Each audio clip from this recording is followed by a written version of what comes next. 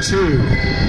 It's about 7:55 in the morning. Two young servicemen upon a point call down to their commander and say, "We have a large flight of aircraft coming in from the northwest." He said, "Don't worry about it. You all go ahead and go to breakfast." He was thinking it was a flight of B-17s coming in from the northwest. We're just preparing to raise the flag on the fantail of the United States battleship, the Arizona, and the Oklahoma, and the Nevada, and all of the great ships of America's Pacific Fleet, which are based around Pearl Harbor, there on the island of Oahu. Admiral Husband Kimmel is the commanding officer. But unknowns to us, ladies and gentlemen, 250 miles to the north lay 6 Imperial Japanese aircraft carriers, the Akagi, Kaga, Hiryu, Soryu, Shokaku, Zuikaku. They have launched 183 aircraft on our island base at Pearl Harbor. The date, December the 7th, 1941. The time, about 7:55 in the morning. The place is Pearl Harbor, and you are there. The Mitsubishi A6M0, the Nakajima B-5NK, and the Aichi D-3A dive bomber, under the command of Admiral Shinichi Nagoma, has launched this unceremonious attack, being ordered by Admiral Yamamoto. Fully a year ahead of the invasion, he had instructed Commander Minoru Genda to put together a battle plan that would completely eliminate the American military base at Pearl Harbor. Only 1 month ahead of the invasion, on the Nakajima B-5NK, which carries a special torpedo to run shallow in the water, the 50-50 border of Pearl Harbor. Those aircraft line up on the United States battleship, the Oklahoma, dropping first 1, then 2, then 3 of those fish into the water. They impact the starboard side of the battleship Oklahoma. She rolls over, taking 400 men. It would be Christmas before they got them all out. Some of them lived many, many weeks.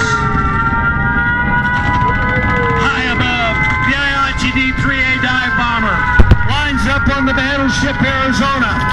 It drops a 250-pound bomb that goes through the number 1 deck, right alongside the number 2 gun emplacement.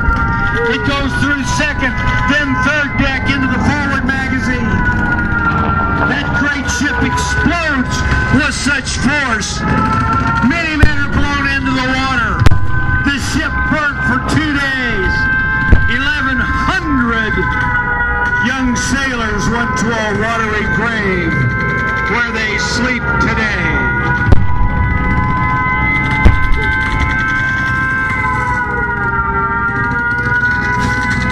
Two young servicemen, Lieutenants Ken Taylor and George Welch. They were playing cards the night before on the beach. They managed to get into their base at Haleiwa. They got their P-40 Warhawks into the air. Between the two of them, they shot down 7 of the invading forces that morning.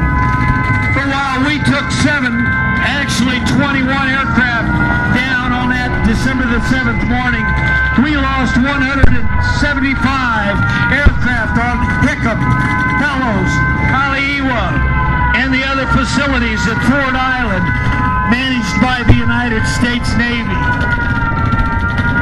For over 2.5 hours, this maelstrom continued. Think about yourself being an 18-year-old sailor. You're away from home the first time in your life. You see your partner get blown over the foredeck on the battleship Nevada. Your skipper's managed to get the steam up. He's headed for the open ocean. He knows the Nevada is going to be one of the few that will live to fight again. But as he starts towards the open ocean, The invaders are on him like bees on a honeypot. He knows that if he doesn't ground the ship, it'll be sank in the harbor, and then nobody will get out of Pearl Harbor. He beaches that great ship at Hospital Point. 18 capital ships of America's Pacific Fleet were sank or destroyed on December the 7th, 1941. Admiral Husband Kimmel lost his job over this invasion. But he wasn't the only one. General Walter Short, the commander of the Hawaiian Self-Defense Force, had ordered all of his aircraft be parked out on the runway at Hickam Field. He was afraid of sabotage and ordered all of his aircraft out of the revetments. We lost virtually all of our P-40s and B-17s that were based in Hickam.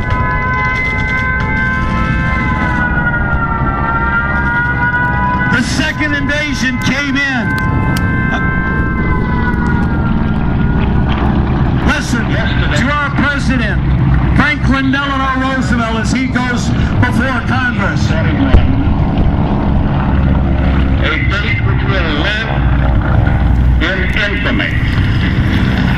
The United States of America was suddenly and deliberately attacked by naval and air forces of the Empire of Japan. The attack yesterday on the Hawaiian Islands has caused severe damage to American naval and military forces. I regret to tell you that very many American lives have been lost. With confidence in our armed forces, with the unbounding determination of our people, we will gain the inevitable triumph, so help us God. And ladies and gentlemen, I'm proud to tell you that America did gain that inevitable triumph. For while you and Canada and Great Britain and the other allies had already been at war for 2 years, this was the rising of the Phoenix. This was what pulled America into World War II. Rosie became a riveter. We started building ships and tanks and jeeps and airplanes. America started saving rubber, gasoline, fuel, and all of the things that our American servicemen would need throughout the world.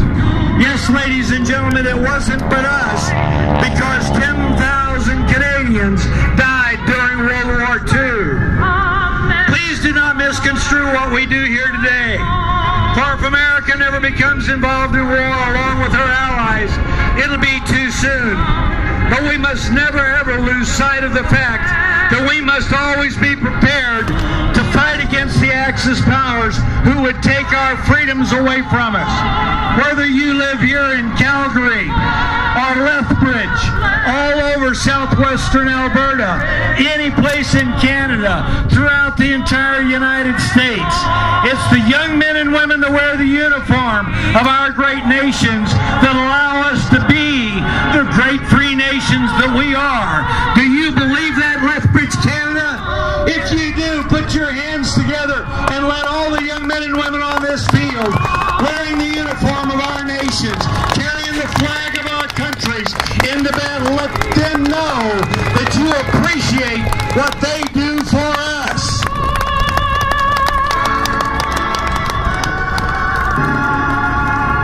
Oh, you're a good crowd, and take a moment and stop and shake their hand. Let them know that you sincerely appreciate what they do for us. Ladies